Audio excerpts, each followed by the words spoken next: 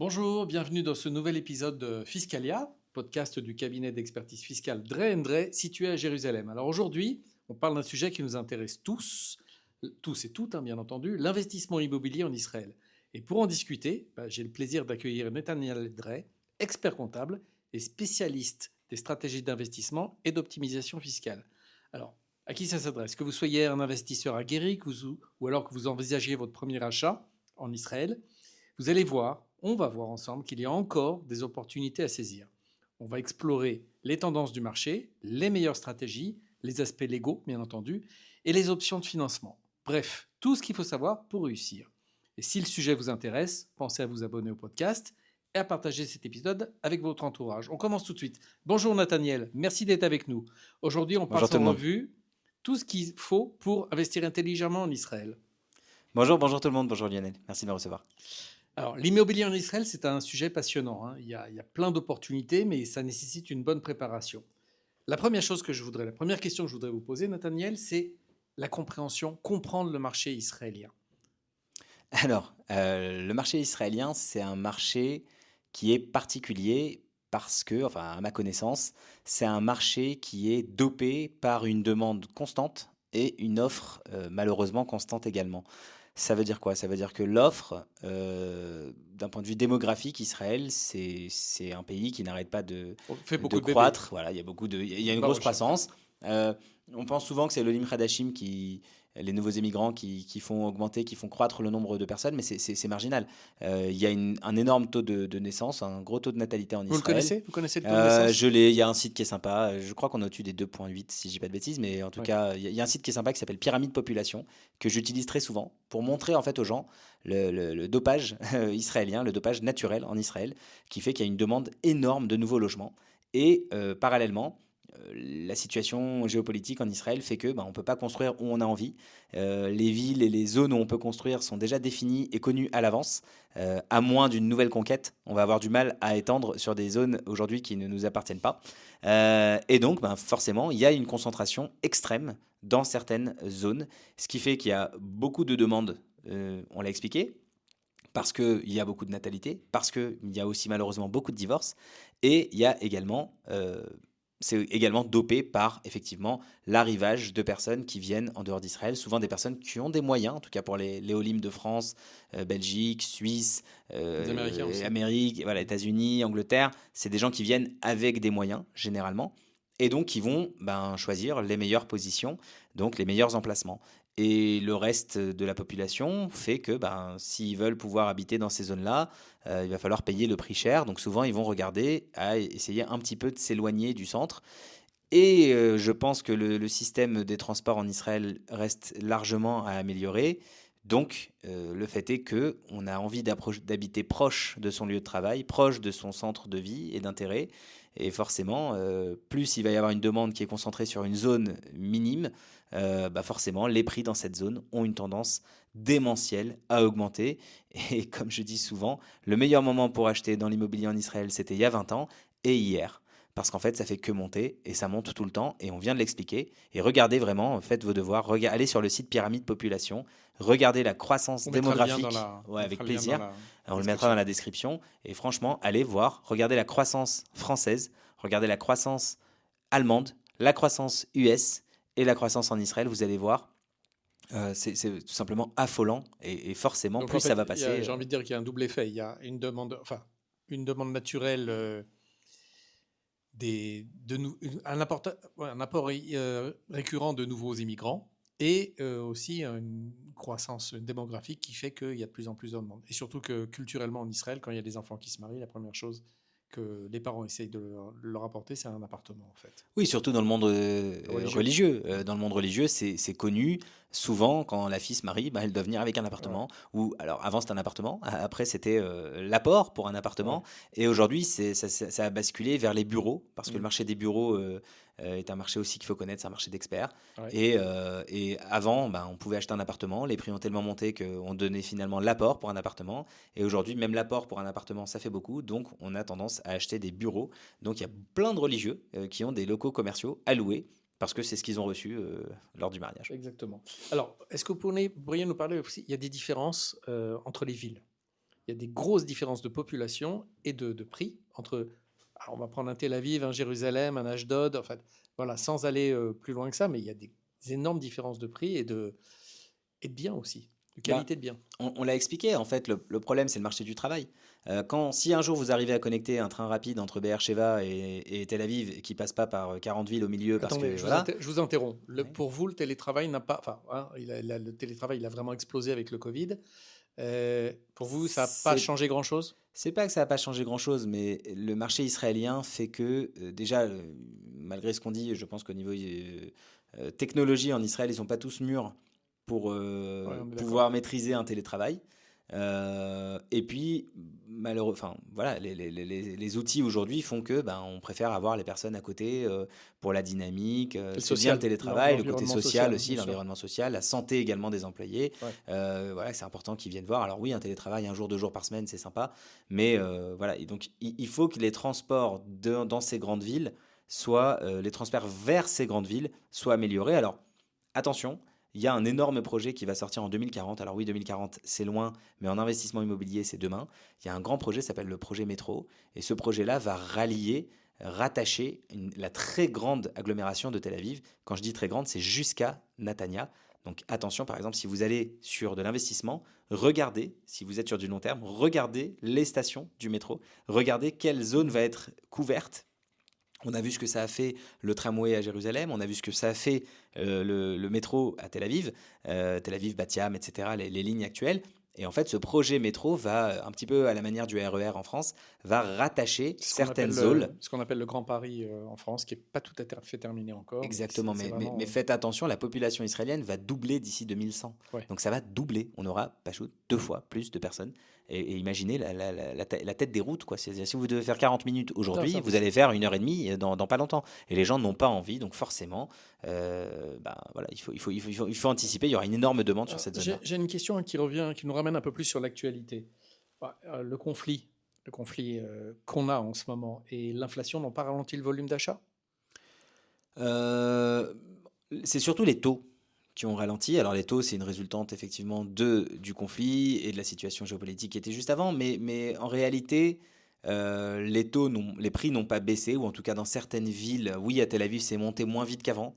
À Jérusalem, ça continue à monter. Jérusalem, c'est une ville qui est très particulière et qui a un marché très très particulier, qui est en constante évolution. Ça construit partout. Et ça construit partout. Il y a beaucoup de demandes, il y a beaucoup d'offres, mais pas assez par rapport à la demande constante. Je pense que certaines villes ont subi un coup d'arrêt, notamment les périphéries. Je pense maintenant à Poleg, par exemple. C'est une ville où il y a beaucoup d'offres. La demande ne suit pas. Donc il y a dans certaines régions ou certaines villes, effectivement, ils ont réussi à construire plus, entre guillemets, je ne vais pas dire plus que nécessaire, mais en tout cas maîtriser l'offre et la demande. Mais Tel Aviv, Jérusalem, alors oui, le mètre Les grands carré centres urbains, en fait. le mètre carré à Tel Aviv, il est au-dessus de 80 000 shekels. C'est aberrant. Un autre élément qui est important, mais peut-être qu'on va en parler plus tard, mais il y a le phénomène des promoteurs, parce que eux, ils se sont retrouvés avec des lots, des projets de construction assez importants sur lesquels ils n'avaient pas réussi à vendre, en tout cas les quantités nécessaires, ou les quantités sur lesquelles ils s'étaient engagés vis-à-vis de la banque. Et les promoteurs sont partis dans des sortes de promotions assez agressives sur tout ce qu'on entend, les 20-80, les 15-85, les 10-90. Moi, ce qui me fait un petit peu peur, enfin peur pour ceux qui ont acheté, c'est quand il va falloir payer l'addition, quand à la fin du projet, il va falloir allonger les 80%. C'est des projets généralement qui s'étendent sur 4 ans, 5 ans de construction. Il y a beaucoup Je vais, d'auditeurs je vais en France expliquer. qui, Je vais expliquer. simplement, mais Alors, en Israël, les promoteurs, là je parle de tout ce qui est VEFA, d'accord? Donc sur les ventes en VEFA, les projets, généralement, ils vont donner une possibilité de payer 20%, je prends le cas très concret, 20% à la signature, 80% à la livraison. Et ce qu'il faut savoir, c'est que les promoteurs, pour encourager les gens à signer, on dit, ben, tu me payes 20% maintenant, 80% à la livraison. Entre-temps, zéro, rien, il n'y a pas de paiement. Et il n'y a pas d'indexation au coût de la construction, à l'indice de construction. super intéressant si on dispose de la. Alors, du si cash. on a. Alors, le principe, c'est de dire, bah, c'est génial, aujourd'hui, sur un bien qui vaut, je dis une bêtise, 4 millions de shekels, ben, j'achète à 4 millions, ça veut dire que je donne aujourd'hui 800 000 shekels. Je mets de côté les frais annexes, hein, ça on en parlera une autre fois. Mais je donne aujourd'hui 800 000 shekels et je m'engage à donner dans 4 ans ou dans 5 ans, quand ce sera construit, 3 millions d'euros. En attendant, j'espère que le marché va faire son effet et qu'un bien que j'ai acheté aujourd'hui à 4 millions vaudra 4 millions 5 millions à la sortie. Alors, dans l'absolu, c'est possible, mais le problème, c'est qu'il y a énormément de personnes, des spéculateurs, qui sont rentrés sur ce marché et qui ont dit, ben, c'est génial, j'ai trouvé la martingale, j'ai envie d'acheter, je mets 20% aujourd'hui, 80% à la livraison. À la limite, j'ai même pas besoin de payer la livraison parce que j'aurais déjà vendu entre-temps Ouais. mon produit. Ça s'appelle le flipping, n'est-ce pas? Et ouais, enfin, oui, exactement, le produit flip. Et le problème, c'est que ces gens-là, bah, moi j'ai peur qu'il y ait un marché qui soit un petit peu saturé, Ouais. pas à cause d'une demande manquante, parce que la demande elle est toujours là, mais qu'il y a un petit mismatch au niveau du timing entre peut-être le moment où il va falloir allonger. Alors, si les taux baissent, j'ai moins peur. Parce que le financement de ce type de produit-là, généralement, les banques vont financer, pour la plupart des investisseurs, à hauteur de 70%. Donc, la personne, dans tous les cas, doit apporter un apport de minimum 30%. Donc là, elle a mis 20% sur la table. A priori, elle avait ce qu'il faut pour l'apport. Donc, elle n'a pas besoin d'aller faire appel pour le moment à de l'argent de la banque. Mais si aujourd'hui, par exemple, elle devait payer les 80%, la banque, dans les conditions actuelles, va prêter avec des taux aux alentours de 4,8, 5%. Si c'est en société, ça peut être jusqu'à 6,8, 7%. L'argent coûte très cher aujourd'hui en Israël. Si aujourd'hui, vous devez faire l'effort et aller lever, en tout cas obtenir le financement de la part de la banque, c'est un financement qui va vous coûter cher. Donc, j'ai peur d'avoir des défauts de paiement à la livraison pour certains spéculateurs qui pensaient pouvoir faire un flip facile, de l'argent rapide. Ouais. Et comme on dit toujours, de l'argent rapide à gagner, c'est aussi de l'argent rapide à perdre. Exactement. On va parler il y a quand même pas mal de choix de biens. On a parlé des logements résidentiels, hein, évidemment, parce que tout le monde pense à ça en priorité. Mais il y a aussi des immeubles de bureaux, des commerces et même des terrains agricoles, d'après ce que je sais. Oui, Vous confirmez? oui, en Israël, il y a trois Possibilité de grandes. diversifier, en Voilà, fait. dans les grandes lignes, il y a tout ce qui est bien résidentiel. Ça, on en a parlé. Il y a les biens commerciaux. Donc, tout ce qui va être biens commerciaux, c'est les bureaux principalement, les commerces. Et ça, c'est tout ce qu'on va loger dans le non commercial. Et ensuite, il y a, alors là, pour le coup, c'est vraiment spéculatif, c'est tout ce qui est terrain. Terrain. Donc, en fait, la martingale dans ce genre de secteur, c'est de dire j'achète un terrain agricole aujourd'hui qui va obtenir dans quelques temps un droit de construire. Et on va faire x2, x3, x10. Alors j'ai des super histoires sur mes clients, des parents qui avaient acheté en 1973 Oui. des terrains qui ont triplé ou x10 le prix. Bon, voilà. Mais c'est un marché qui est réservé à une élite d'experts. C'est Hautement difficile. spéculatif. Ah oui, vraiment, c'est spéculatif. Mais on peut faire encore de très jolies affaires sur la partie des terrains, mais il faut vraiment connaître. Ok, parlons stratégie. Parlons stratégie d'investissement. Quels sont, selon vous, les moyens les plus efficaces pour investir en Israël? Alors, on a parlé du flipping, mais par exemple, est-ce que vous pouvez nous donner des détails sur les plus-values, puisque vous êtes conseiller fiscal? Alors, sur les plus-values, au niveau des stratégies d'investissement, il faut savoir que sur la partie fiscale, une plus-value en Israël, en considérant que ce n'est pas une plus-value commerciale, je vais expliquer après ce que ça veut dire une plus-value commerciale, la plus-value en Israël aujourd'hui, ce qu'on appelle le mas shevar, l'imposition c'est 25%. Le taux d'imposition c'est 25%. Et on a une exonération sur la plus-value si on ne possède qu'un seul appartement en Israël à hauteur de 6 millions de shekels. Donc on a un simulateur sur notre site internet, on mettra le lien dans la description. Mais dans les grandes lignes, lorsqu'on fait une plus-value sur un bien immobilier en Israël, l'impôt sur la plus-value immobilière, c'est 25%. Maintenant, ça veut dire quoi une plus-value à caractère commercial? C'est un petit peu l'activité de marchand de biens. Ça veut dire qu'en fait, quand vous allez avoir un bien immobilier que vous allez acheter et que vous allez améliorer l'existence du bien, ça veut dire que vous allez soit obtenir des droits supplémentaires, vous allez faire des demandes pour améliorer les droits, pouvoir construire sur le toit par exemple, ou pouvoir ajouter une chambre, ou bien vous allez acheter un taudis et vous allez le retaper intégralement pour le revendre avec une forte plus-value. Ben là, on va quitter le terrain revenu passif et on va rentrer sur des revenus à caractère commerciaux. Ça veut dire que techniquement, ça peut devenir votre métier, un petit peu comme l'activité de marchand de biens. Bien. Mhm. Et donc, vous risquez à ce que l'administration fiscale israélienne vous requalifie comme étant un professionnel Attendez. du secteur de l'immobilier. Est-ce que vous proposez des services allant dans ce sens au cabinet?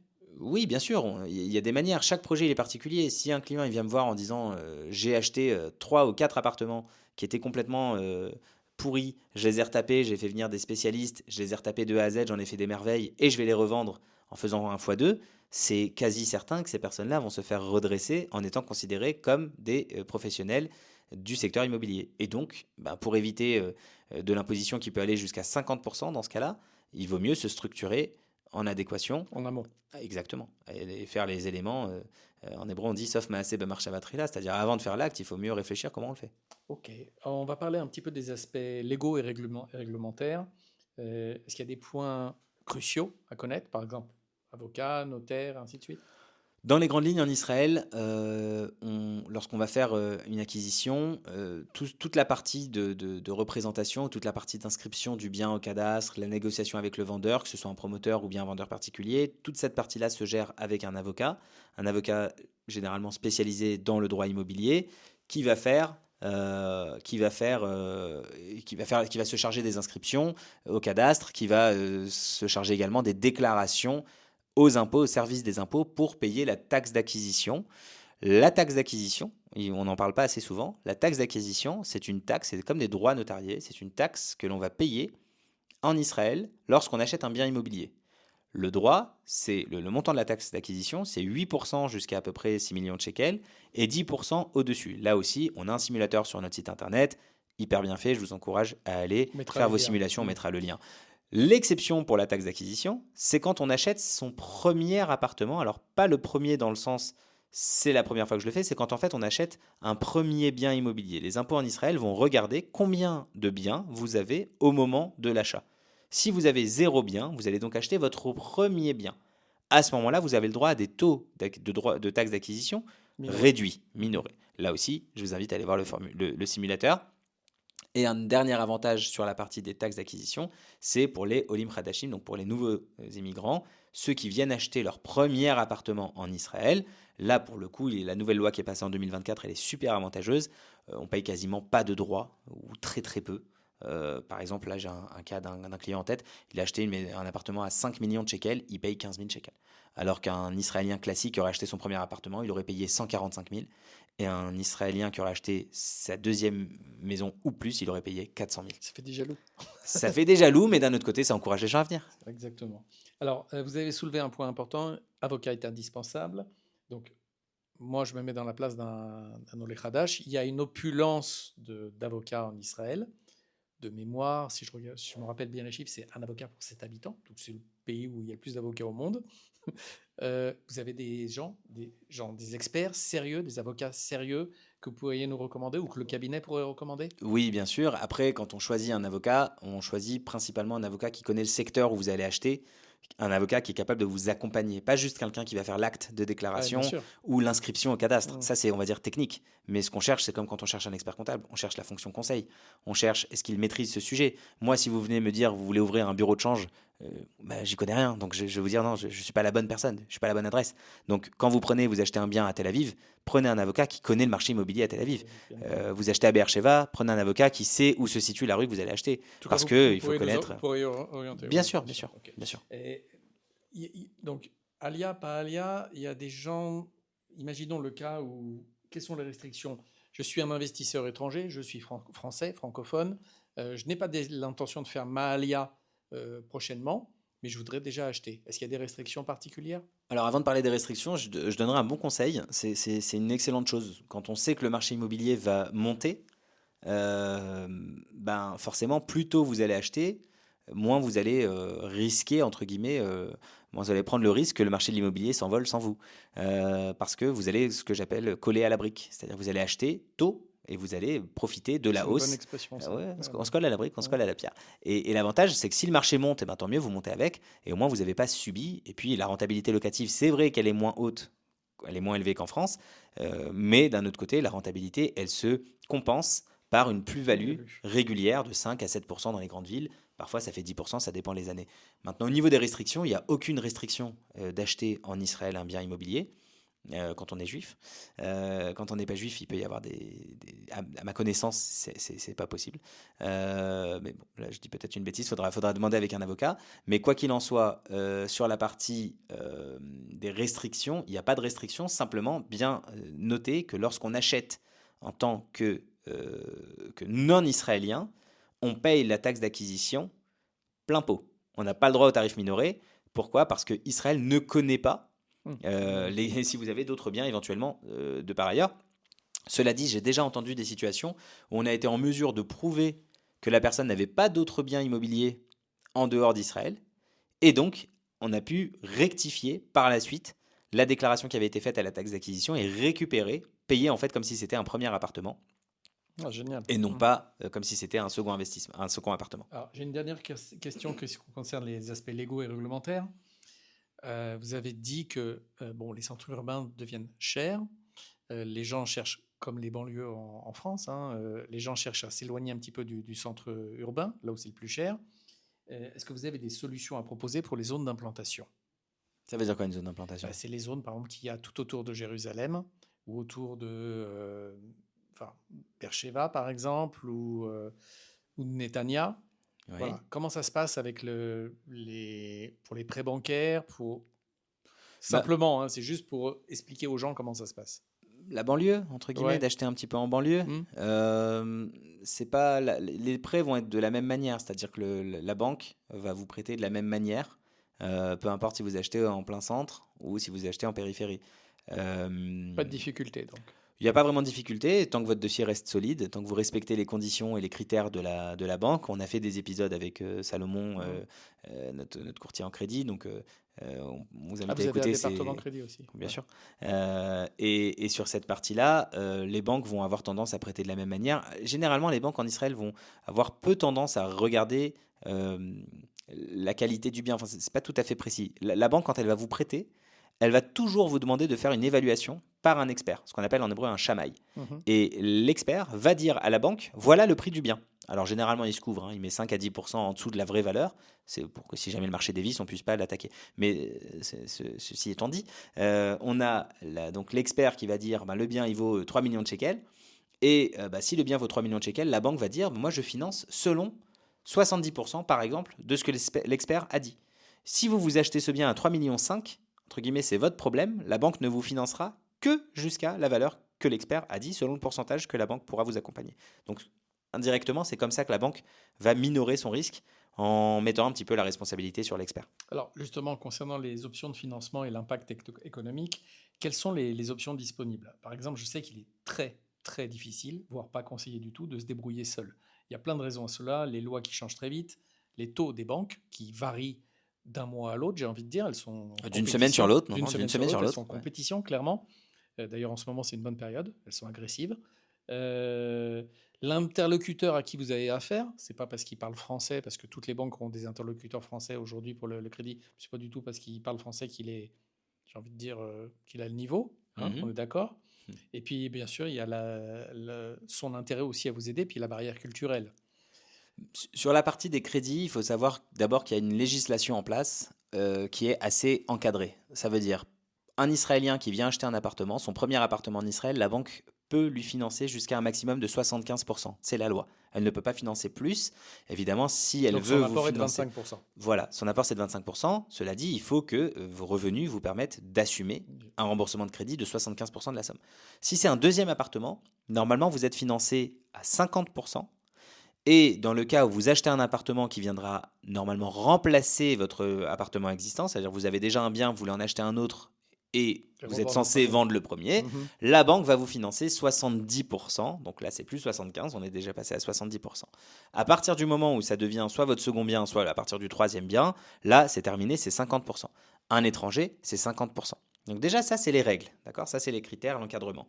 Ensuite, dans le marché des crédits, voilà, c'est le Far West. Vous avez énormément de variations, énormément de types de crédits existants, le variable, le semi-variable, l'indexé, le non-indexé, le renouvellement tous les 2 ans et demi, tous les 3 ans, tous les 5 ans. Bref, il y a plein de taux. Et là, c'est hyper important de se faire accompagner sur cette partie-là des crédits, parce que si vous y allez seul, c'est pas que le banquier va vouloir vous la mettre à l'envers. Ça, on va dire qu'a priori, il est honnête et il est censé faire une bonne affaire. C'est juste qu'il va vous proposer ce qu'il a et surtout peut-être un panache de taux d'intérêt qui est complètement à côté de la plaque par rapport à ce que vous avez besoin. Donc vraiment, faites-vous accompagner sur la partie des crédits. Je rappelle, on le fait au cabinet, mais c'est pas pour faire notre auto-promo. Franchement, n'y allez pas seul. Les banques, elles voient arriver, elles savent quand on a un professionnel en face ou quand on a quelqu'un, pardonnez-moi le terme, qui n'y comprend rien. Et là, il s'éclate, hein, il s'amuse. Et c'est facile parce que c'est tellement simple de dire je t'ai fait un super taux, sauf qu'il est indexé, il est variable. Et en réalité, vous ne voyez même pas que vous êtes en train de passer à la trappe. Donc vraiment, faites attention à ça. Ok. Quelques conseils pratiques pour réussir, les conseils essentiels. J'ai envie de dire, moi, bien choisir l'emplacement. Choisir l'emplacement, c'est primordial. Et surtout, choisir qu'est-ce que vous C'est la souhaitez clé faire maintenant. avec Ouais, le bien. bien. J'ai tendance à dire que quand on achète un bien immobilier en Israël, puisqu'on a, alors si c'est de l'investissement, puisqu'on a déjà payé 8 à 10% de taxes d'acquisition, sachez que vous devez acheter super bien. Parce que sinon, vous êtes déjà à 10% plus cher que le prix du marché. Donc, la taxe, elle est là. Et malheureusement, ils ne sont pas prêts de la baisser. Il y avait un petit doute, est-ce qu'on la baisse pas? Finalement, ils ont décidé de la maintenir en place. Donc, franchement, quand vous achetez, achetez bien et choisissez ce que vous comptez faire avec le bien, parce que vous n'êtes pas censé le revendre. Donc, votre exploitation, elle doit être conformément à ce que vous avez besoin. Vous voulez faire du long terme, vous voulez faire du court terme. Assurez-vous que dans cet immeuble-là, vous avez le droit de faire du court terme. Assurez-vous, si vous avez peut-être un gestionnaire qui a des biens ou avec qui vous êtes en contact, si vous n'en connaissez pas, appelez-nous, on en a plein. Demandez-lui, faites une étude de marché, qu'est-ce que ça rapporte un bien sur de l'exploitation court terme dans cette zone. Vous achetez un court terme dans un quartier en périphérie, vérifiez si jamais il va y avoir une demande. Une demande, tout simplement. Faites bien attention quand vous sélectionnez un bien et ensuite soyez au fait des opportunités du marché. Il y a des opportunités, il y a des promoteurs qui sont entre guillemets un petit peu à la gorge, des promoteurs hyper reconnus qui malheureusement parce que la guerre, parce que les taux d'intérêt au plafond, parce que, bah, ils sont aujourd'hui se retrouvent avec des lots de biens sur lesquels, alors ils vont pas vous le dire de base si vous venez vous présenter tout seul, mais si vous faites partie d'un club deal ou voilà, d'un petit groupe, nous on a pas mal d'agents vers qui on peut vous rediriger, qui ont des affaires parce que eux ils le savent, c'est des biens un petit peu off-market, et sur ça il faut être assez agile et choisir. Et faites bien attention aussi, un autre élément hyper important, quand vous allez voir un promoteur, souvent les promoteurs ont tendance à vous faire un 10-90 avec en fait ce qu'on appelle un pré-promoteur au milieu. Le pré-promoteur, ça veut dire que vous, en fait, vous payez 10% au moment de la signature. Le promoteur va se servir de votre dossier pour obtenir 40% de crédit supplémentaire sur votre dossier à vous. Donc en fait, lui, il a reçu 50%, mais c'est lui qui s'engage à payer les intérêts de votre crédit pendant les 3 ou 4 années de la construction. Donc ça, c'est hyper technique.